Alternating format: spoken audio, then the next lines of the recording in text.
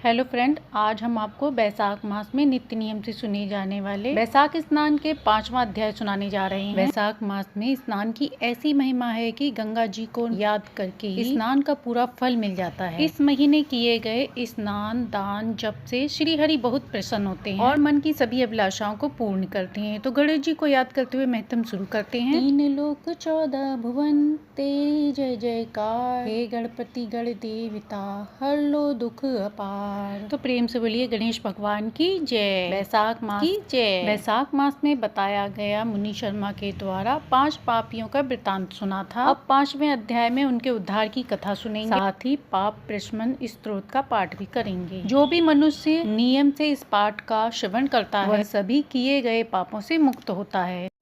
इस स्तोत्र को सुनने मात्र से सभी पाप नष्ट हो जाते हैं। देव ऋषि नारद राजा अम्बरीश को ब्राह्मण भक्ति मुनि शर्मा द्वारा 5 प्रेतों के उद्धार की कथा बताते हैं। मुनि शर्मा की कथा सुनने के बाद देव ऋषि नारद जी बोले, हे भूपाल, अब आप मुझे पाप प्रशमन नामक स्तोत्र सुनाएं। इसका भक्ति पूर्वक श्रवण करके भी मनुष्य पाप राशि से मुक्त हो जाता है। इसके चिंतन मात्र से बहुत से पापी शुद्ध हो चुके हैं। इसके सिवा और भी बहुत से मनुष्य इस स्तोत्र का सहारा लेकर अज्ञान जनित पाप से मुक्त हो गए हैं। जब मनुष्य का चित्त पराई स्त्री, पराई धन तथा जीव हिंसा आदि की ओर जाए तो इस प्रारूपा की शरण लेनी चाहिए। यह स्तुति इस प्रकार है। विष्णवे विष्णवे नित्यं विष्णवे विष्णवे नमः, नमामि विष्णुं चित्त स्तम अहंकार गतम हरिम चित स्मीशम व्यक्त मंत्रम पराजितम विष्णु मीडियम शेषाणा मनादि निधनम हरिनम। अर्थ है, संपूर्ण विश्व में व्यापक भगवान श्री विष्णु को सर्वदा नमस्कार है। भगवान विष्णु को बार बार प्रणाम है। मैं अपने चित्त में विराजमान भगवान विष्णु को नमस्कार करता हूँ। अपने अहंकार में व्याप्त श्री हरि को समस्त मस्तक झुकाता हूँ। श्री विष्णु चित्त में विराजमान ईश्वर मन और इंद्रियों के शासक हैं। अव्यक्त अनंत अपराजित सबके द्वारा स्तवन करने योग्य तथा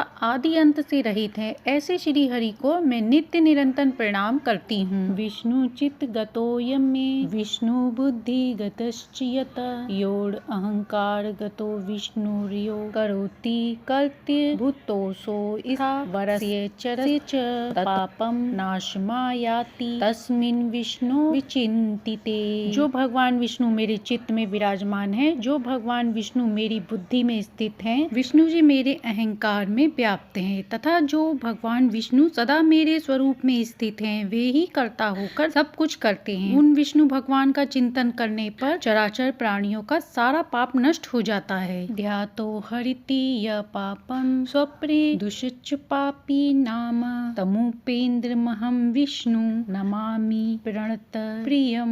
जो ध्यान करने और स्वप्न में दीख जाने पर भी पापियों के पाप हर लेते हैं तथा चरणों में पड़े हुए शरणागत भक्त जिन्हें अत्यंत प्रिय हैं, उन वामन रूपधारी भगवान विष्णु को मैं नमस्कार करती हूँ। जगत्यस्मि तिरालंबे हाजमक्षरम भव्यम हस्ता बलम्बन स्त्रोतम विष्णु वंदे सनातनम। जो अजन्मा अक्षर और अविनाशी है तथा इस अवलंब शून्य संसार में हाथ का सहारा देने वाले हैं, स्त्रोतों द्वारा जिनकी स्तुति की जाती है, उन सनातन श्री विष्णु को मैं सदा प्रणाम करती हूँ। सर्वेश्वरेश्वर विभो परमात्मत्र धोक्षज ऋषिकेश ऋषिकेश ऋषिकेश नमस्ते।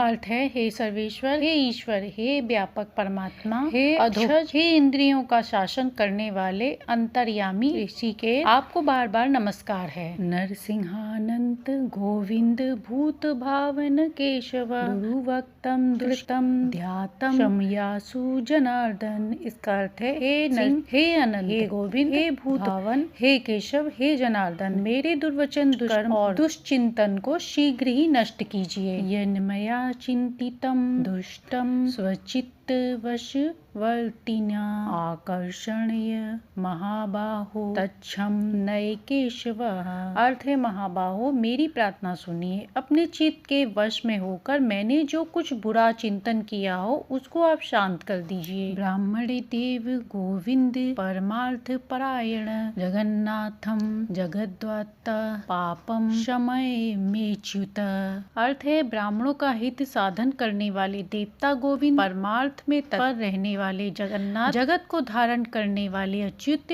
मेरे पापों का नाश कीजिए। यह चापरा है, साया है, मध्या है च तथा निशि, कायेन मनसा वाचा कृतं पापम जानता च ऋषिकेश पुंडरीकाक्ष माधव नामत्रयोच्चारण सर्वयातु मम क्षयम्। अर्थ है, मैंने पूर्वाह, सायाह, मध्याह्न तथा रात्रि के समय शरीर, मन और वाणी के द्वारा जान तथा अनजाने में जो कुछ भी पाप किया हो वह सब ऋषिकेश, पुंडरीकाक्ष और माधव इन तीनों नामों के उच्चारण मात्र से नष्ट हो जाएं। शारीरम में ऋषिकेश पुंडरीकाक्ष मनसम पापम प्रश्म मायातु वाक्कृतम मम माधव।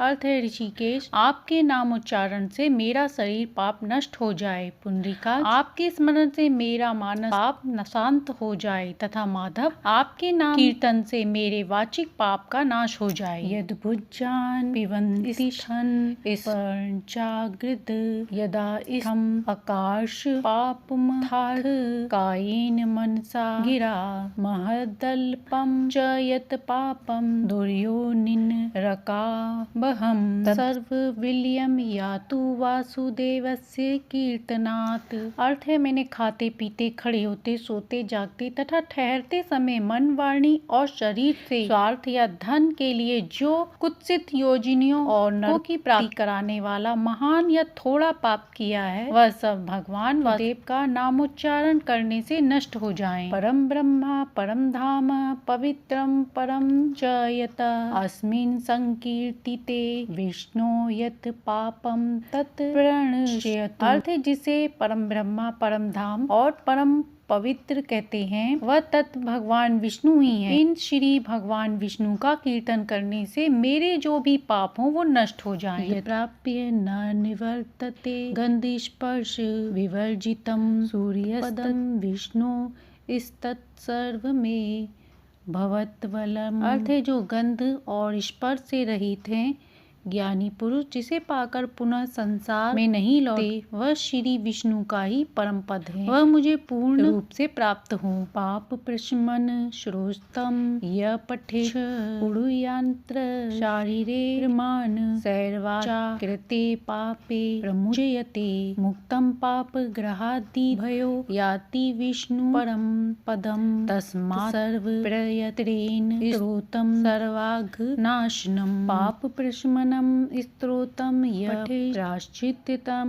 किनो नाम पठितव्यम नरोत्तमे। अर्थ है, यह पाप प्रशमन नामक स्तोत्र है जो मनुष्य से पढ़ता और सुनता है, वह शरीर, मन और वाणी द्वारा किए हुए पापों से मुक्त हो जाता है। इतना ही नहीं, वह पाप ग्रह आदि से भी, भय से भी मुक्त होकर विष्णु के परम पद को प्राप्त होता है। यह स्तोत्र सब पापों का नाश करने वाला तथा पाप राशि का प्रायश्चित है। इसलिए श्रेष्ठ मुनियों को पूर्ण यत्न करके इस स्तोत्र का पाठ करना चाहिए। राजन, इस स्तोत्र के श्रवण मात्र से पूर्व जन्म तथा इस जन्म में किए हुए पाप भी तत्काल नष्ट हो जाते हैं। यह स्तोत्र पाप रूपी वृक्ष के लिए कठोर और पापमय ईंधन के लिए दावानल है। पाप राशि रूपी अंधकार समूह का नाश करने के लिए यह स्तोत्र सूर्य के समान है। मैंने संपूर्ण जगत पर अनुग्रह करने के लिए इसे तुम्हारे सामने प्रकाशित किया है। इसके पुण्यमय महात्म्य का वर्णन करने से स्वयं श्री हरि भी समर्थ में नहीं है। वैशाख मास महत्तम अध्याय 5वां समाप्त हुआ। पूरे वैशाख मास में इसका पठन करने से पापों का नाश होता है। महत्तम अच्छा लगा हो तो लाइक एंड सब्सक्राइब करें।